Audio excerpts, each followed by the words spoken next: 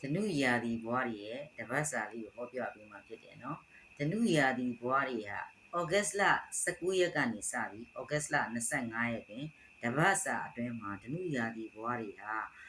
ကိုယ့်ရဲ့အကြီးအကဲပိုင်းတွေရဲ့ဦးညီပံ့ပိုးမှုကောင်းတွေရရှိတယ်လို့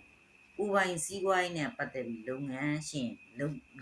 လည်းအဆင်ပြေအောင်မြင်လာမဲ့ကာလလို့ပြောလို့ရတယ်နော်ကိုယ်ပိုင်စီးပွားရေးကတည်တည်လေးရနေစားပြီးတော့ကြီးလုပ်တဲ့အထီကိုပြောတာပေါ့တည်ဘာပဲလို့ပေါ့နော်ကိုဘကိုလုပ်တဲ့ကိုပိုင်စီးပွားရေးကိုပြောတာနော်စက်တူရှယ်ယာလုပ်ငန်းတွေနဲ့ပတ်သက်လာရင်လည်းအောင်မြင်မဲ့ကာလလို့ပြောလို့ရတယ်နောက်ပြီးတော့နိုင်ငံခြားနဲ့ချိတ်ဆက်ဆက်သွယ်ပြီးတော့လုပ်ကင်တဲ့လုပ်ငန်းတွေဆိုရင်လည်းအလွန်အရှိန်အဝါကောင်းတဲ့အချိန်ကိုရောက်ရှိလာပြီနောက်တစ်ခါပြည်တွင်းပြည်ပနဲ့ပတ်သက်လို့ခီးယာယီကိစ္စတွေနဲ့ပတ်သက်ပြီးအောင်မြင်မှုရတဲ့ကာလဖြစ်တယ်အဲဒါကြောင့်ဒီတစ်ပတ်အတွင်းမှာဓနုရာသီဘွားတွေကအကြီးကဲတွေနဲ့ဩဇာအာဏာရှိသူတွေရဲ့ကူညီပံ့ပိုးမှုကိုရတယ်လို့ကိုပိုင်စီးပွားရေးလုပ်ငန်းတွေလည်းအောင်မြင်မှုရနိုင်တယ်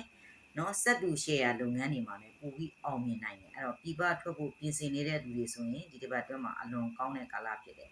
အထူးသတိထားခြင်းတာကိုလုံတဲ့စင်းစရာတွေကိုတည်တည်ချာချာလေးဂယူးဆိုင်ပြီးလှုပ်စေခြင်းနဲ့ရုတ်တရက်မတော်ဆအန္တရာယ်လေးတွေကြုံတွေ့နိုင်တယ်အဲ့တော့ထိခိုက်မှုပေါ့နော်မတော်တဆတွေးထွဲတန်ရုံထိခိုက်မှုရှာနာလေးအဲ့လိုမျိုးတွေဖြစ်တတ်တယ်အဲ့တော့ကျမ်းမာရေး view site တဲ့ဓနုရာသီဘွားတွေကဒီတစ်ပတ်အတွင်းမှာကျမ်းမာရေး view site ပါလို့ဆရာမမှားလိုက်တယ်နော်